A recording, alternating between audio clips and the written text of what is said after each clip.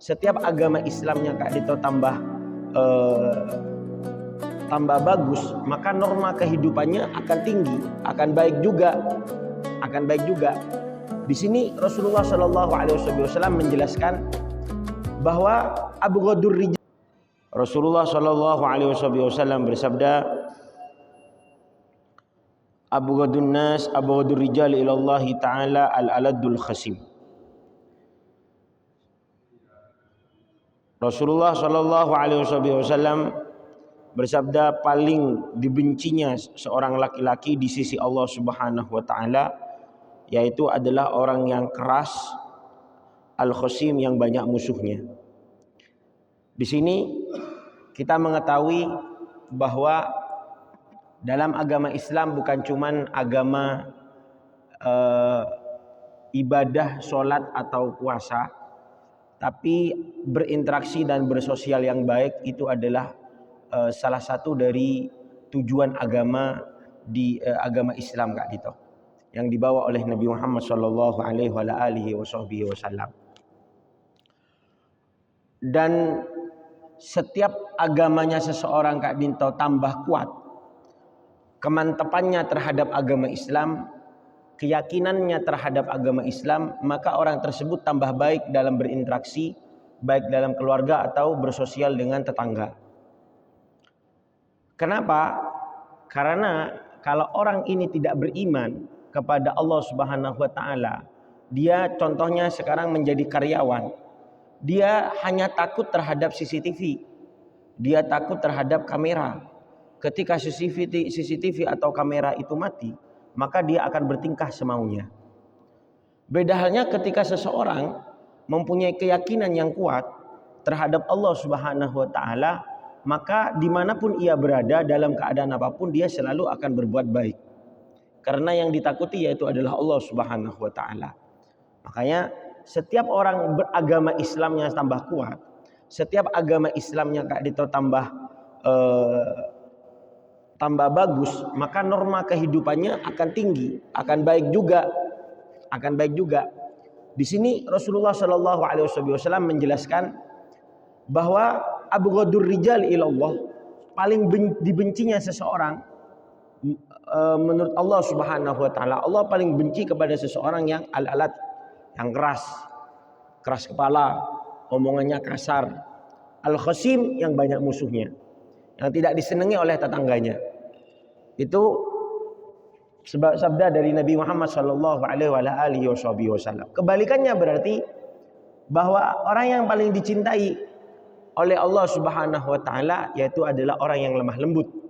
Makanya Nabi Muhammad Shallallahu Alaihi Wasallam ketika Isra Mi'raj ditampakkan surga oleh Allah Subhanahu wa taala, ketika Isra Mi'raj Nabi Muhammad Shallallahu Alaihi Wasallam melihat bahwa kebanyakan penduduk surga yaitu adalah rajulun hayyinun layyin. Hayyin yang gampang memaafkan, layyin yang baik dalam berinteraksi, murah senyum, jandeng matu udah berencah. Begitulah sifat ahli surga yang dilihat oleh Nabi Muhammad SAW. Kebalikan dari hadis Kak Dito, orang yang paling dibenci oleh Allah Subhanahu wa taala. Kemudian hadis yang nomor 2, Rasulullah SAW bersabda, ittaqillah haitsuma kunt. Takutlah kalian kepada Allah Subhanahu wa taala dimanapun kalian berada. Wa atbi sayyatal hasanatah tamuha. Dan kalian setiap melakukan dosa jangan berhenti untuk meminta maaf kepada Allah Subhanahu wa taala. Berbuatlah baik setelah perbuatan dosa tersebut. Wa khaliqin nasa bi khuluqin hasan. Berbaiklah dengan manusia dengan cara bertata krama yang bagus. Rasulullah Shallallahu Alaihi Wasallam di sini menjelaskan, diriwayatkan oleh Al-Imam At-Tirmidzi, ittaqillah haitsuma kunt. Takutlah kepada Allah Subhanahu wa taala dimanapun Anda berada. Takwa ini kepada Allah Subhanahu wa taala bukan cuman sekedar orang tersebut pakai baju takwa, hasya wa kalla, tidak mungkin enggak dikatakan orang bertakwa dari penampilannya pakai surban atau pakai jubah terus dinilai orang ini lebih bertakwa daripada orang yang pakai kaos. Tidak bisa seperti itu. Karena takwa bukan tempatnya di penampilan, di fashion. Tapi Rasulullah Shallallahu Alaihi Wasallam bersabda bahwa seseorang yang bertakwa diukur dari hatinya. At-taqwa hahuna, at-taqwa hahuna, at-taqwa hahuna. Rasulullah Shallallahu Alaihi Wasallam bersabda bahwa takwa itu penilaian di dalam hati. Wa yushiru ila sadri. Sallallahu alaihi wasallam. Walaupun surban itu sunnah, walaupun jubah itu sunnah, tapi ukuran takwa tidak bisa diukur dari fashion, dari penampilan. Tapi takwa itu ada di dalam hati yang menjadikan orang tersebut selalu merasa dilihat atau dinilai oleh Allah Subhanahu wa taala dimanapun ia berada. Saya sering mencontohkan takwa itu berada di dalam makanan, takwa itu berada di dalam pernikahan, takwa itu berada di kesibukan kita sehari-harinya. Ada seseorang tiga datang kepada Rasulullah Shallallahu Alaihi Wasallam karena dia mendengarkan pengajian, karena tiga orang ini merasa dirinya masih belum optimal beribadah. Akhirnya beliau bertiga datang kepada Rasulullah, ternyata Rasulullah tidak ada. Ketika tidak ada, akhirnya bertanya kepada istrinya Nabi Muhammad SAW, mau bertanya tentang kesehariannya Rasulullah. Dia tanya kepada istrinya Rasulullah, kalau nggak salah waktu itu namanya istrinya yang menemui Ummu Salamah, Sayyidatuna Ummu Salamah. Tanya kepada Ummu Salamah, apa keseharian Rasulullah SAW? Istrinya Nabi Muhammad menjawab, Rasulullah seharinya seperti laki-laki yang biasa. Nabi Muhammad di setiap harinya tidur, waktunya membantu istrinya. Rasulullah SAW tidak segan-segan untuk menjahit bajunya atau menjahit sandalnya. Itu Rasulullah lakukan sendiri, dan hal itu tidak mengurangi kewibawaan Nabi Muhammad SAW. Bahkan Nabi Muhammad sering bergurau bermain dengan anak kecil, dengan cucunya. Dan ini yang sekarang sunnah mulai berkurang, yaitu sunnahnya seseorang mempunyai waktu khusus dengan keluarga, bermain, bercanda, yang disebut sekarang adalah family time. Family time sekarang banyak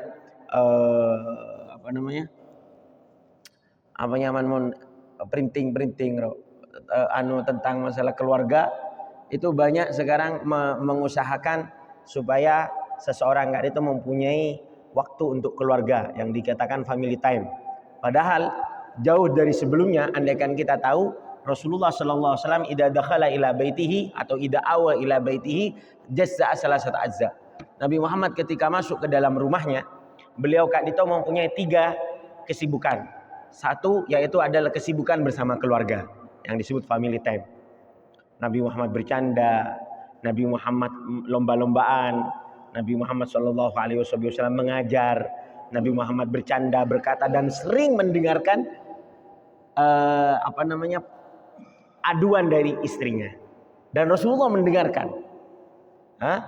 Dalam hadis sebelum tidur Nabi Muhammad sallallahu alaihi wasallam dalam Sahih Bukhari, Nabi Muhammad mendengarkan curhatan Sayyidatuna Khadijah.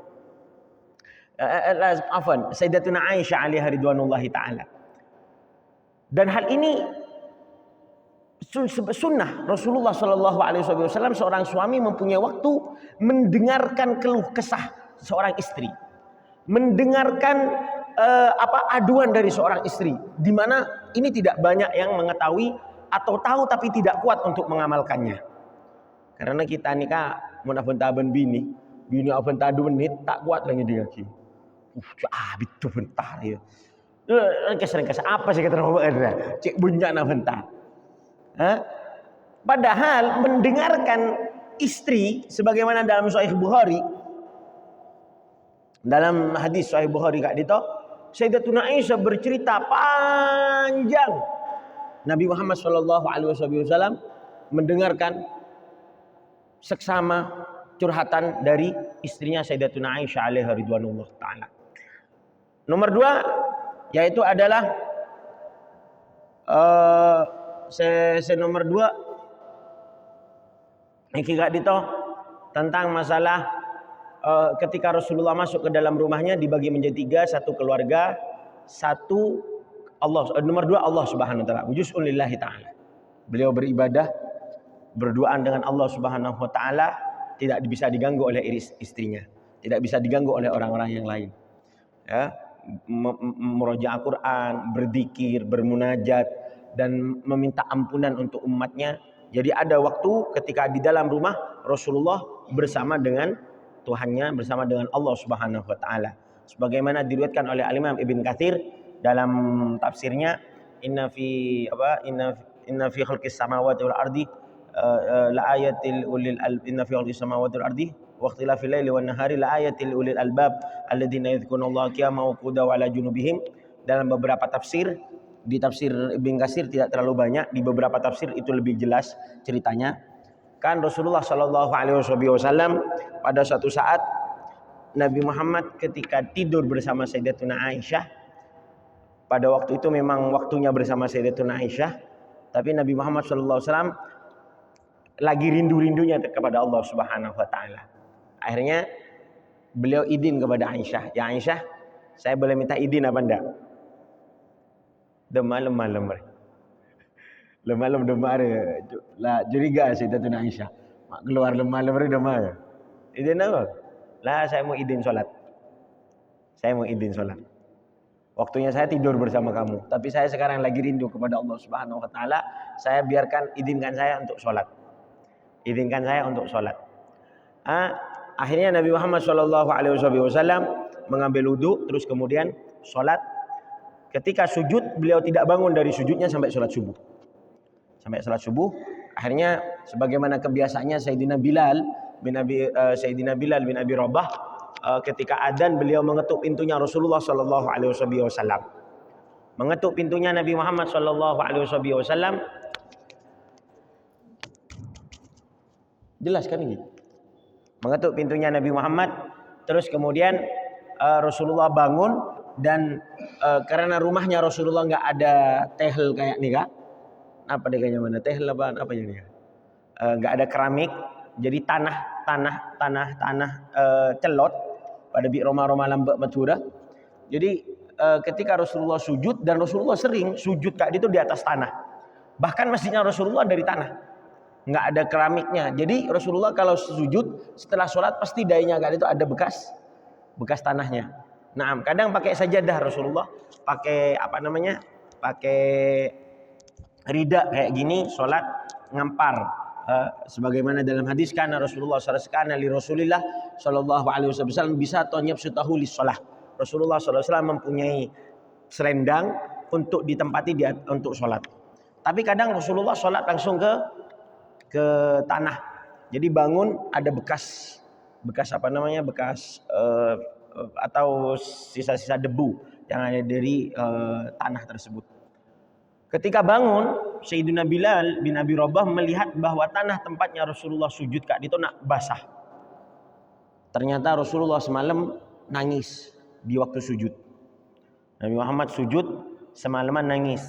Ditanya oleh Sayyidina Bilal bin Abi Rabah, "Waqad ghufira laka ma taqaddama min dhanbika wa ma ta'akhkhar. Ma yubkika ya Rasulullah, waqad ghufira laka ma taqaddama min dhanbika wa ma ta'akhkhar." Ngapain sampean masih nangis ya Rasulullah?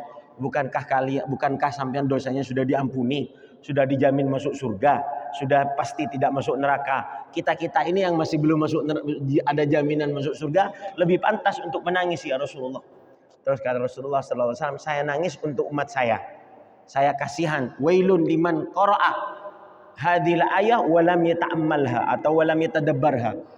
Saya tuh kasihan kepada umat saya. Saya tadi malam diturunkan ayat oleh Allah Subhanahu wa taala. Saya kepikiran kalau ada umat saya hanya membaca ayat ini tapi tidak mengerti artinya, saya kasihan. Saya nangis kepada Allah Subhanahu wa taala karena saya merasa kasihan kalau ada umat saya membaca ayat ini tapi tidak menghayati, tidak mengerti maknanya. Kenapa boleh tak teman macah? Nah, boleh tak teman apa ayatnya? Ayat inna fi khalqis samawati wal ardi wa ikhtilafil laili wan nahari la ayatin liulil albab alladzina yadhkurunallaha qiyaman wa qu'udan wa ala junubihim wa yatafakkaruna fi khalqis samawati wal ard rabbana ma khalaqta hadza batila subhanaka faqina adzabannar rabbana innaka man tudkhilin nar rabbana innana sami'na munadiyan yunadi lil sampai akhir dari surat itu. Termasuk ayat yang sangat penting dan biasanya dibaca waktu tarhim. Sayangnya kita kak dito tedung nabi beda ayat kak dito. Jadi Rasulullah Shallallahu Alaihi Wasallam di dalam rumah melakukan kewajiban sebagaimana biasanya, melakukan kewajiban seperti biasanya Rasulullah SAW di dalam rumah. Akhirnya tiga orang ini yang datang kepada Sayyidatuna Ummu Salamah merasa istaqalla amalu Rasulillah, merasa sedikit pekerjaan Rasulullah. Tak ada ibadah-ibadahnya. Oh iya, salah satu jaza Rasulullah membagi tidak waktunya, waktu keluarga, waktu bersama Allah, waktu bersama dirinya sendiri. Kalau nanti ada tamu, waktu mana yang dikurangi? Waktu tidurnya. Waktu beliau waktunya istirahatnya sendiri. Seperti itu. Nah, jadi Rasulullah SAW di rumah seperti itu. Bersama keluarga, mempunyai waktu khusus bersama Allah Subhanahu wa taala dan untuk diri sendiri.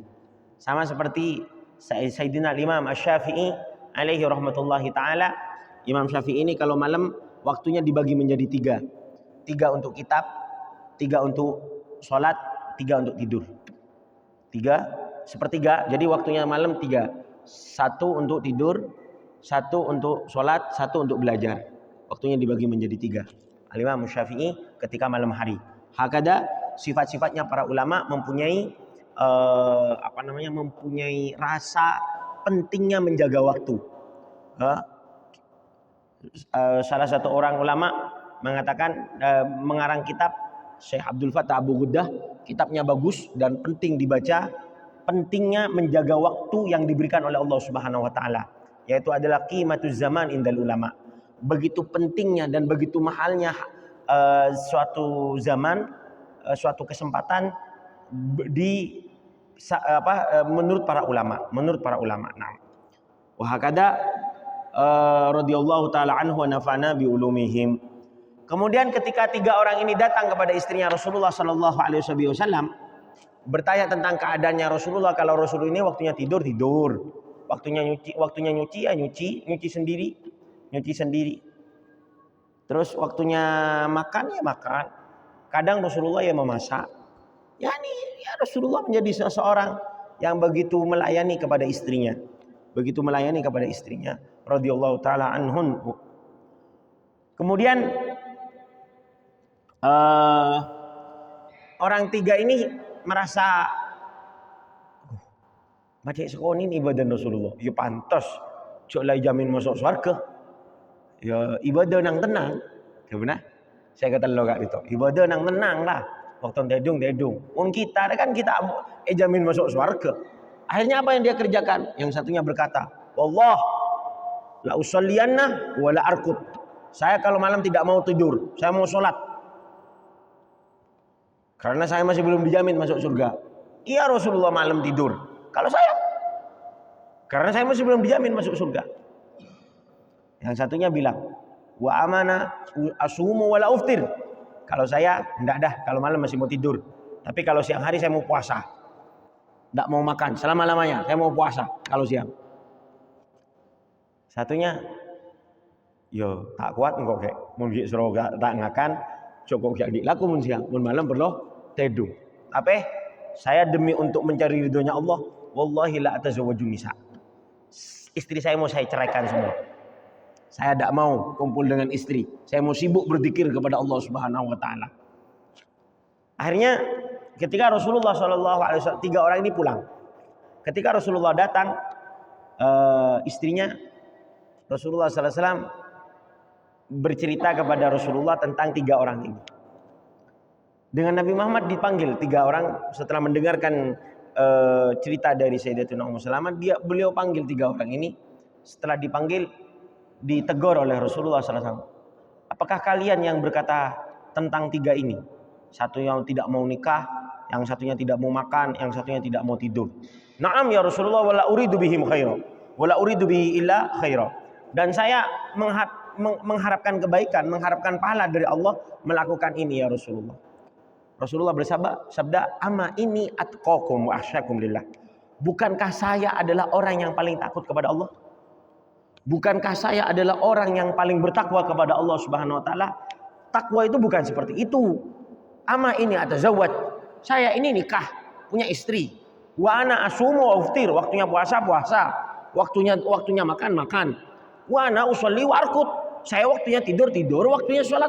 Takwa bukan seperti kamu ini, tapi takwa merasa dirinya dipantau oleh Allah Subhanahu wa taala sehingga dia meninggalkan maksiat dalam keadaan apapun. Sampean tidur tidak bermaksiat, itu bertakwa kepada Allah Subhanahu wa taala. Apapun kerjaan sampean bisa mendapatkan titel takwa apabila Anda meninggalkan maksiat. Anda maksiat kepada Allah Subhanahu wa taala.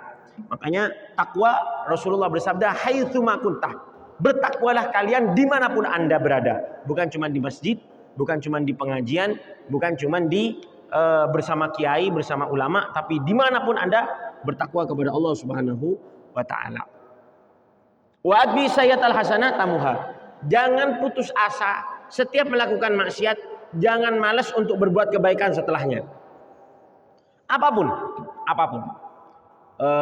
Ulama hadis mentafsirkan atau mensyarahkan, menerangkan maksud dari hadis ini, maksudnya setiap bermaksiat sholat, setiap bermaksiat baca istighfar, taubat. Tapi ada sebagian ulama lain menjelaskan bahwa yang penting Anda berbuat baik. Yang penting berbuat baik Anda Kak Dito setelah melakukan kejelekan. Apapun, umpamanya arasanan, umpamanya cak ngocain orang, umpamanya niku film tak gena, film tak tepak. Maka berusahalah setelah Kak Dito Anda berbuat baik apapun. Baik Kak Dito sholat, istighfar, sedekah atau hal-hal yang lain. Kenapa? Karena tamhuha. Kebaikan Kak Dito yang engkau lakukan setelahnya bisa menghapus dosa yang kau perbuat sebelumnya Kak Dito. Naam. Wa khaliqin nasa bi khuluqin hasan, dan berbuatlah baik kepada manusia sebaik-baik mungkin. Usahakan sebaik-baik mungkin dengan manusia. Siapapun. Rasulullah SAW bersabda, khaliqin nas, manusia. Bukan cuma orang mukmin. Walaupun orang kafir kita harus berbuat baik kepada orang-orang yang non muslim. Siapapun itu, selagi itu makhluknya Allah Subhanahu wa taala, beliau Kak Dito harus kita berbaik, melakukan kebaikan, berakhlak yang baik kepada orang tersebut, walaupun maksiat, walaupun tukang maksiat, walaupun orang yang gila Kak Dito tukang zina, walaupun orang yang gila Kak Dito tukang korupsi, kita tak oleh arasanan tukang korupsi. Beda presiden, beda wakil presiden, mau tahu beda orang presiden, korupsi berapa? 300 triliun, pas saya cak kocain ben kita. Tak genah korang ngacur wan. Tapi saya kasihan kepada Anda. Anda tak norak korupsi tapi oleh dosa korupsi. Hah? Kita oleh dosa korupsi. Sampean tak ngocain. Sampean arasanan. Maka dosa pahalanya sampean ditransfer oleh Allah kepada orang yang korupsi Kak Dito. Gara-gara sampean gara-gara sampean dolim membuka arasanan kepada orang yang berbuat maksiat Kak Dito. Naudzubillah summa naudzubillah. Makanya kita perlu hati-hati menjaga lisan Kak Dito supaya kita tidak rugi kelak di akhirat. Ini kah hadis ada 2 yang saya baca. Terus kemudian Isya Kak Dito kurang 26 menit. Saya buka pertanyaan. Kalau tidak ada pertanyaan saya akan lanjutkan keterangan selanjutnya. Hadis-hadis dari Nabi Muhammad SAW.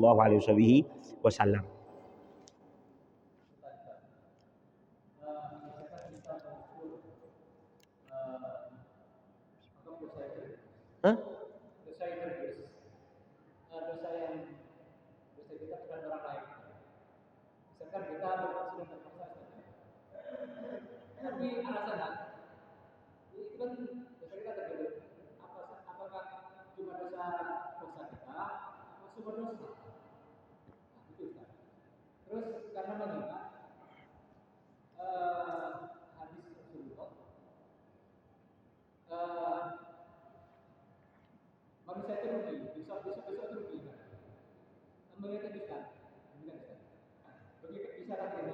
Pertanyaan lebih diperjelas tidak? Dosa kita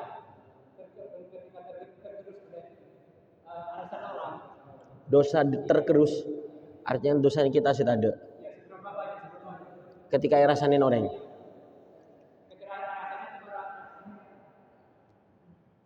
Ya, iya. Jadi maksudnya gini. Tentunya kalau kita rasain orang, dosa kita kan itu kan akan ditanggung kelak di akhirat oleh orang yang ngerasain. Tapi kalau kita arasanan orang, menggunjing orang lain, maka dosanya dia akan ditanggung oleh kita. Itu setelah proses, pahalanya kita akan dikasih kepada orang tersebut. Jadi kalau saya umpamanya arasanan ke Samsuddin, saya arasanan ke Samsuddin, maka pahala yang saya buat Allah berikan kepada Samsuddin. Kalau Samsuddin kan itu belum maafkan, tidak memaafkan. Tapi kalau Samsuddin ternyata balik arasanan abdina juga, kencerna Samsuddin bagi dekat abdina. Ternyata Samsuddin lebihnya arasanan abdina. Makanya pahalanya Samsuddin lebih banyak ditransfer kepada abdina. Ternyata pahalanya Samsuddin sedikit. Pahalanya Samsuddin sedikit. Gimana kalau sedikit? Maka dosa saya yang akan ditanggung oleh Samsuddin. Hal ini juga kepada semua orang yang zalim kepada kita. Termasuk pejabat-pejabat yang korupsi mengambil hak kita. Mereka kelak tidak mungkin. Jadi umpamanya ada anggaplah bupati gitu semangkin. Tapi insyaallah bupati kita tak korupsi aja. Anggap nih cerita gitu. Bayangkan. Jadi umpamanya ada bupati nih. Bupati kita korupsi. Berapa? 1.000 rupiah. Maka bupati kan itu tidak boleh masuk surga kecuali minta maaf kepada seluruh penduduk Sampang kelak di akhirat. 1.000 rupiah. Wa illa pahalanya bupati pejengah deki transfer deka setejana orang-orang sama tuh. Kalau tak cukup pahalanya, maka dosanya orang Sampang bekal paringan ki deka bupati sesuai korupsi yang diambil. Mengko 1.000 rupiah. Insyaallah banyak Singapura 1.000 rupiah. Ini contoh. Insyaallah bupati kita aman. Malar muka paling suci sareng Allah. Tangi mun salah sapura sareng Allah Subhanahu wa taala ben jaga sareng Allah Subhanahu wa taala. Amin Allahumma amin. Karena itu cuma sekedar contoh.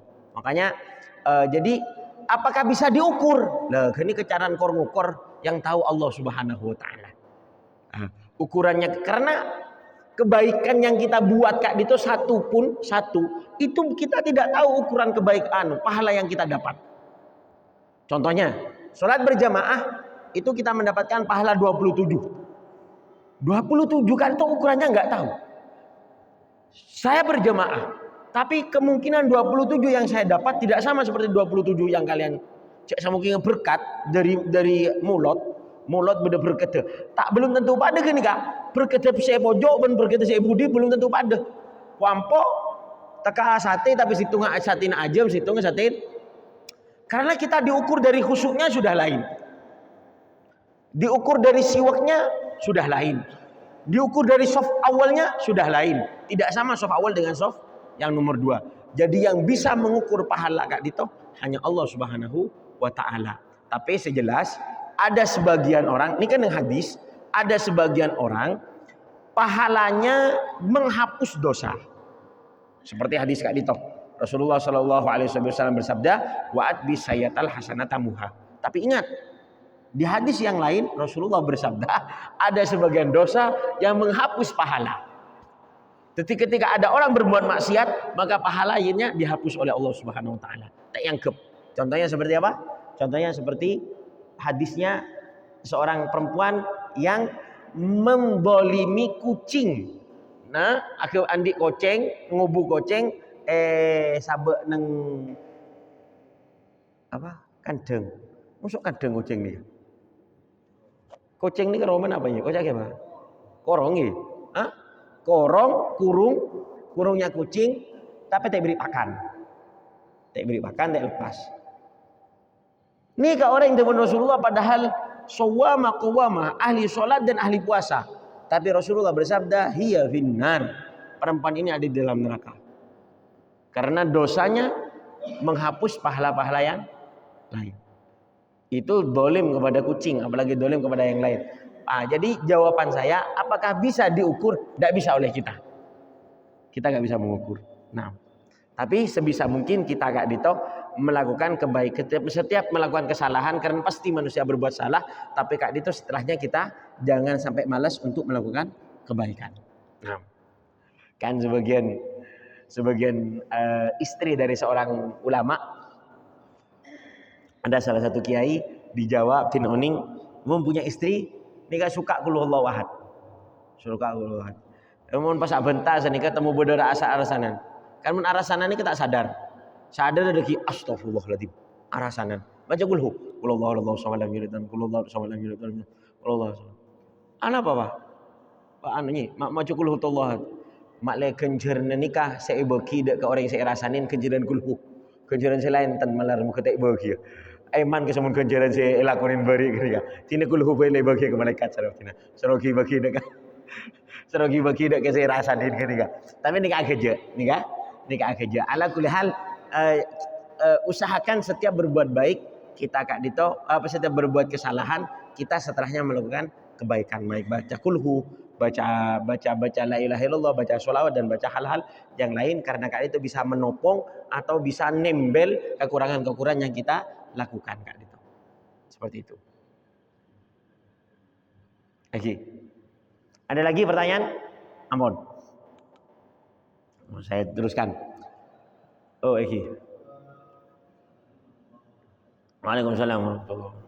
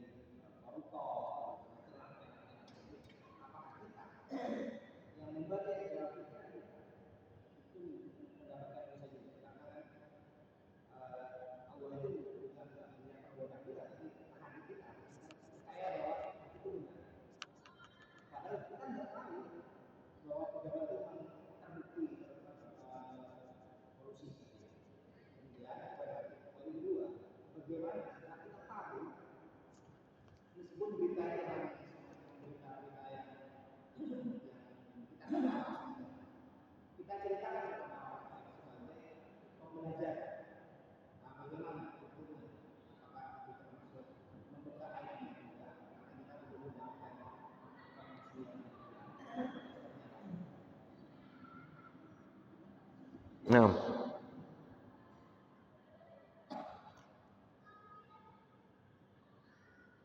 Pertama tentang masalah media sosial.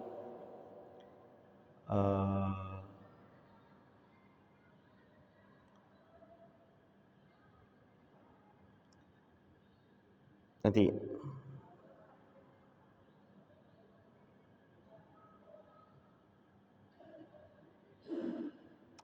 media sosial Kak Dito jauh sebelumnya sudah Rasulullah Shallallahu Alaihi Wasallam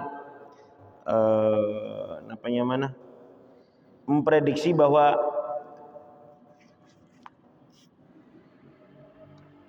akan ada media sosial di mana Allah Subhanahu Wa Taala berfirman dalam hadis qudsinya dan itu ada di di salah satu kitab dijelaskan bahwa Allah berfirman, saya kurang hafal teksnya secara tekstual, tapi maknanya seperti ini. Allah Subhanahu Wa Taala akan menyebarkan agama Kak Dinto, tapi anehnya Allah Subhanahu Wa Taala berfirmannya pakai bahasa batha. Batha ini kan live streaming. Jadi adanya media sosial terus streaming kayak sekarang ini sudah diprediksi dan bukan prediksi, sudah dikabarkan oleh Nabi Muhammad SAW jauh-jauh sebelumnya. Allah Subhanahu Wa Taala berfirman bahwa Allah akan menyebarkan ilmu kepada semua penjuru alam, supaya penjuru alam. Satu. Terus kemudian ada juga beberapa hal yang berkaitan tentang media sosial Kak Dito. Salah satunya yaitu adalah banyak berita-berita bohong yang sekali bohong bisa sampai ke afaq, penjuru dunia. Rasulullah sudah bersabda bahwa innar rajula la yakdzibu kadzbah tablughul afaq. Ada sebagian orang sebagian berbuat dosa, bohong, namun dia bohong hanya cuman sekedar komunitasnya, di rumahnya, di istrinya, bohong kepada orang anaknya. Tapi ada seseorang Kak Dinto di akhir zaman akan berbohong yakdzibul kadzbah tablughul afaq. Dia bohong di rumahnya, tapi kebohongannya bisa sampai ke seluruh penjuru dunia. Dan ini dulu para ulama mengatakan orang ini menjadi pejabat, sehingga ketika dia berbohong maka kebohongannya nyampe ke semua masyarakat. Tapi ternyata di akhir zaman hadis ini lebih nampak, yaitu adalah apa? Al-afaq. Afaq ini kan cakrawala sebenarnya. Jadi ketika kita bohong di bumi, maka kebohongannya naik ke langit terus tersebar ke seluruh muka bumi. Naam. Jadi ini kebohongan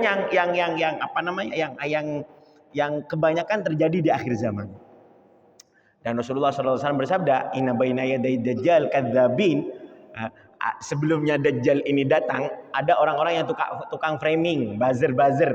Mereka ini semuanya berbohong demi uang, dan ini sudah diprediksi oleh Rasulullah SAW bahwa di akhir zaman sebelum Dajjal turun itu akan ada profesi-profesi yang tukang framing, yang buzzer, yang tukang bohong semuanya.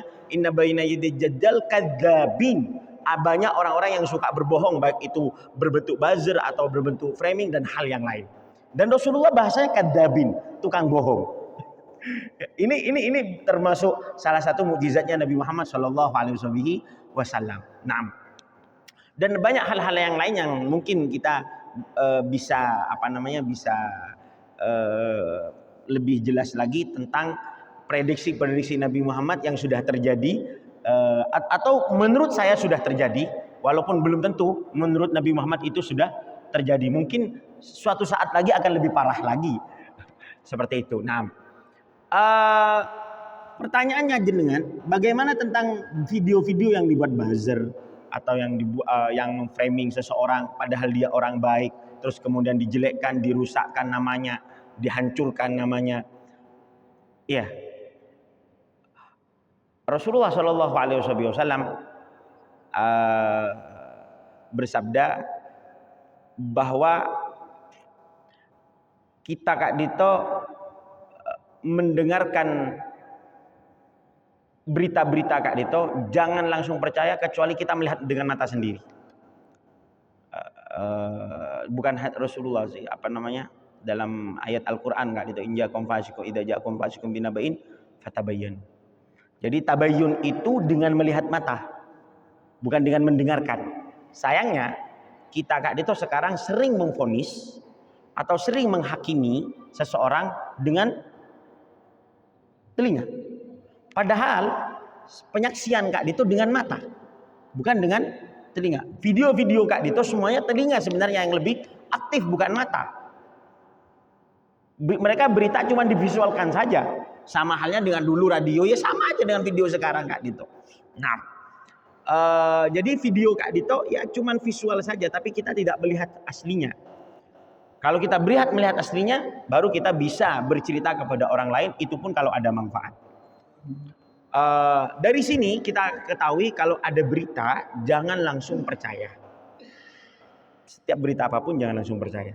Oke lah, dibuat menjadi referensi bagi kita untuk menjaga-jaga, tapi percaya tidak.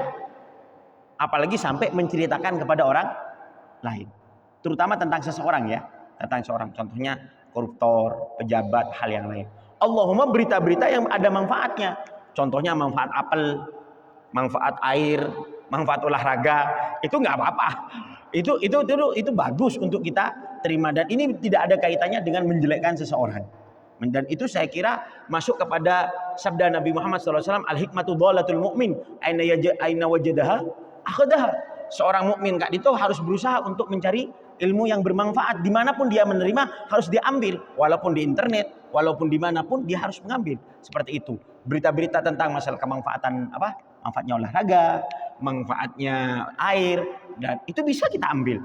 Tapi menggambarkan seseorang, kebaikan atau kejelekan seseorang diambil dari berita, ini yang bahaya.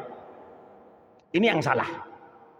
Karena mempercayai setiap perkataan, apalagi disebarkan kepada orang lain. Kafa bil mar'i kadiban ayu hadis bi kulli ma sami. Orang ini sudah dikatakan pembohong, sudah cukup dikatakan pembohong kalau dia akan bercerita setiap apa yang dia dengarkan. Dia apa yang dia tonton, dia ceritakan kepada orang lain. Ini sudah dikatakan pembohong, penyebar hoax. Makanya saya sangat miris kalau ada seseorang mempunyai video panjang atau sedikit menghakimi seseorang tapi diambil dari berita-berita yang lain.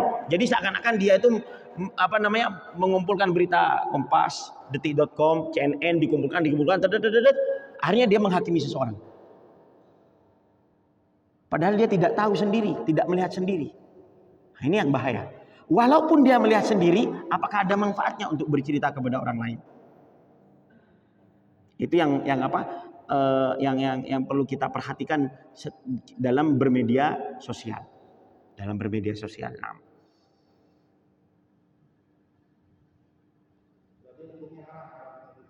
Oh ya, sebelumnya. Apakah haram mempercayainya? Ataukah kita dosa? Kalau kita lihat tidak mempercayainya, ya sudah. Tapi kalau kita mempercayainya hanya cuma dengan video ini, apalagi sampai menyergan, itu dosa, salah. Rasulullah bersabda, "Akafa abil mar'i ayu hadis kadiban." Wal kadib di sini, pembohong ini sudah dikatakan dosa. Dikatakan dosa. Karena dia tidak melihat sendiri. Seperti itu, hanya cuma dengan berita. Bisa dipahami. Nah, saya pernah, Ustaz, tanya kepada salah satu orang ulama di Timur Tengah. Di Timur Tengah. Saya dulu 7 tahun, 8 tahun yang lalu percaya terhadap media sosial ini. Terutama kasus, saya tidak usah menyebutkan kasusnya. Mungkin 8 tahun yang lalu, sebelum 2019, tensi di Indonesia panas pada waktu itu. Saya berani bertanya kepada salah satu ulama Timur Tengah. Waktu itu ulama Timur Tengah ini termasuk orang yang berpengaruh dunia nomor 12 atau nomor 13. Muslim yang berpengaruh di dunia. Jadi ada institusi di Yordan, Al-Hashimi. Beliau setiap tahunnya mengeluarkan 100 orang yang Muslim yang berpengaruh di dunia. 100 Muslim orang yang berpengaruh di dunia. Di Indonesia kalau nggak salah pada waktu itu ada Joko Widodo, presiden kita, terus Said Agil Siroj, itu termasuk jajaran orang-orang yang berpengaruh di dunia, tapi nomor berapa saya nggak tahu. Apa nomor 15, nomor 20, nomor 30 nggak tahu. Tapi masuk ke jajaran ini. Ada salah satu ulama Timur Tengah, dia orang yang berpengaruh di dunia nomor 9 atau nomor 8, saya lupa. Datang ke Indonesia, saya bertanya kepada beliau. Bagaimana hukumnya rakyat benci kepada pemerintah gara-gara setiap dinasihati dia membengkang pemerintahnya, nggak mendengarkan, bahkan justru menjelekkan agama Islam. Itu pertanyaan saya. Bagaimana? Apakah kita harus berlemah lembut kepada pemerintah yang dia berbuat kejelekan dan kita nasihati ternyata dia tambah parah? Apa jawabannya? Bahasanya kalau sekarang di luar nurul, tidak masuk ke akal. Jawabannya beliau apa? Jangan percaya terhadap media sosial. Jawaban pertamanya beliau kepada saya, jangan percaya terhadap media sosial. Di Timur Tengah rusak, di Suriah, di beberapa negara rusak. Itu karena masyarakatnya lebih percaya media sosial daripada ulama, sehingga gampang diadu domba. Gampang diadu domba. Kalau kita percaya terhadap berita-berita yang di internet, kita tidak tahu siapa yang berbuat, siapa yang membuat dan yang berkata. Kita tidak tahu kredibilitasnya. Kita percaya daripada orang-orang yang ada di samping kita, kita percaya. Maka kita gampang untuk diadu domba dengan internet ini. Dan kejadiannya sudah ada. Kejadiannya sudah ada dengan adanya adu domba melalui media sosial. Itu yang beliau ceritakan. Jangan terlalu percaya terhadap berita, terutama tentang masalah pemerintah. Kita tentunya kita mempunyai perasaan sedih ketika kita mendengarkan presiden, presiden kita enggak, atau pejabat kita itu korupsi, kita sedih. Nah, dan kita perhatian, iya. Tapi apakah selesai permasalahan dengan kita membenci mereka? Nggak selesai. Permasalahan nggak segampang itu. Kita turunkan terus ganti lagi, nggak selesai. Bukan hal nggak semudah itu untuk menghilangkan katakan korupsi lah. Itu tidak segampang itu. Seperti itu. Namun kita di framing sehingga kita benci, sehingga kita tidak percaya terhadap pemerintah kita tidak percaya terhadap ulama kita. Lalu kita anehnya dituntut untuk percaya terhadap media sosial. Secara tidak sadar, ketika kita di media sosial, ulama-ulama di framing, pemerintah-pemerintah kita di framing, kita dipaksa tidak percaya kepada para ulama dan pemerintah, tapi ironisnya kita secara tidak langsung disihir untuk mempercayai media sosial. Kan aneh seperti itu. Hal itu aneh. Seperti itu. Naam. Alafu. Ini kok agak menyebar. Tapi ya seperti ini keadaannya sekarang. Nah, walaupun ya kita akui semua manusia, kapi manusia, pejabatnya manusia, juga kiainya manusia, pasti punya salah. Itu harus yang kita ketahui. Nah, tapi membenci, mencaci, tidak percaya itu hal yang lain yang perlu kita koreksi di dalam diri kita. Ada pertanyaan lain? Saya akan melanjutkan. Ampun isi, Isya.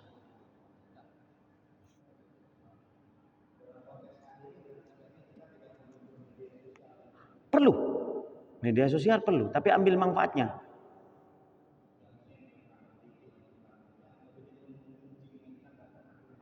Iya. Lebih aman kepada jenengan. Nanti di akhirat tidak ada pertanyaan. Saya bertanya dan lebih secara dan kita semuanya tahu kok. Dalam berpikir, orang kali itu kalau suka lihat media sosial kurang konsentrasi dalam kerjaan apapun. Makanya orang-orang sukses dunia secara kasat mata, secara zahir, orang-orang yang sukses di dunia ini tidak bermedia sosial. Bahkan ada yang sebagian HP-nya jelek. Ada salah satu film dokumenter mewawancarai para tokoh-tokoh media sosial kayak di Google atau di Facebook. Itu ternyata banyak dari mereka melarang anaknya untuk bermedia sosial. Padahal mereka itu adalah katakan CEO apa? CEO Iya CEO. CEO. Iya CEO. Padahal mereka itu termasuk CEO dari media-media sosial kayak di Facebook, Google dan hal yang lain. Mereka ada yang dari Samsung atau yang dari brand-brand yang lain. Mereka ternyata banyak di antara mereka, anak-anaknya mereka larang untuk bermedia sosial. Karena untuk menjadi orang cerdas tidak mungkin dengan orang yang konsentrasi di media sosial. Orang yang cerdas, orang yang sukses tidak mungkin yang menganggur di depannya kamera. Mereka bekerja. Dan kenapa kebanyakan orang-orang sekarang bermain judi online? Ya karena mereka tidak mau bekerja, mereka maunya di depan HP. Kita seakan-akan dipaksa untuk menjadi orang yang pemalas dengan media sosial Kak Dito. Sehingga jangankan itu, kitab pun sekarang disediakan. Sehingga kita kan itu males untuk berbelajar kitab, belajar ke barat, ke timur. Tapi ya Kak Dito keadaan kita sekarang. Nah, dan itu sudah diprediksi oleh Nabi Muhammad SAW jauh-jauh dari sebelumnya. Tinggal 2 menit kalau nggak salah.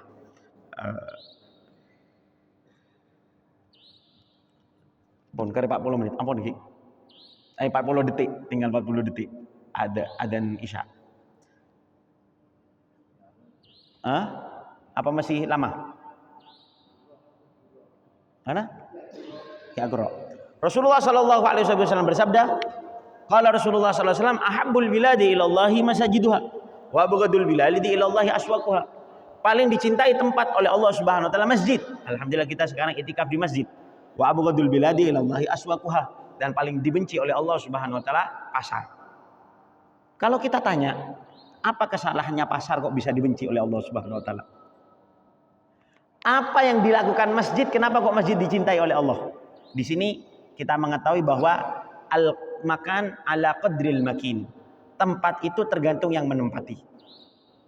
Tempat menjadi mulia itu tergantung yang menempati. Kita di alam dohirnya kita, gedung-gedung DPR, gedung-gedung pejabat dengan tempat sampah sama-sama tanah. Tapi yang membedakan apa? Yang menempati. Yang satunya gedung ditempati oleh pejabat-pejabat kita hormati dan kita muliakan. Sehingga masuk ke sana ada protokol yang harus kita lalui. Sedangkan sampah, karena tempatnya sampah, tidak ada hormat, tidak terhormat tempat tersebut. Jadi al-makan ala qadril makin. Masjid menjadi mulia, masjid menjadi tempat yang bagus karena tempatnya orang-orang beribadah. Pasar, kenapa kok dikatakan pasar itu yang paling dibenci oleh Allah? Karena pasar tersebut tempatnya orang-orang bersumpah atau berbohong atau meninggalkan sholat atau membuka aurat. Jadi tempat tersebut dibenci oleh Allah Subhanahu wa taala. Namun kalau ada pasar, tempatnya di sana ada sholatnya, tidak ada yang berbohong, maka tempat tersebut menjadi tempat yang mulia, menjadi tempat yang bagus. Salah satunya yaitu adalah pasar dahulu di zamannya Al-Imam Al-Junaid. Pasar-pasar di sana tidak dibuka toko-tokonya kecuali orang-orangnya sholat dulu di pasar. Dan di setiap toko ada Al-Quran. Jadi setiap orang menunggu pasar, orang-orang setiap menunggu pelayan, setiap menunggu pembeli, mereka membaca Al-Quran. Al-Imam Al-Junaid sebelum membuka tokonya, beliau sholat 100 rakaat di tokonya. Pasar seperti ini tentunya bukan masuk kepada kategori abghadul bilad ila Allah, karena yang menempati adalah orang-orang yang ahli ibadah.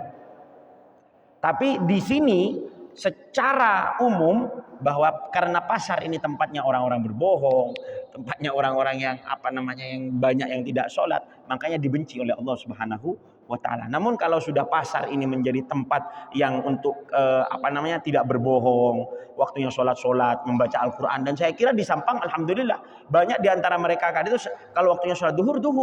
Kalau dia tidak berbohong, kalau dia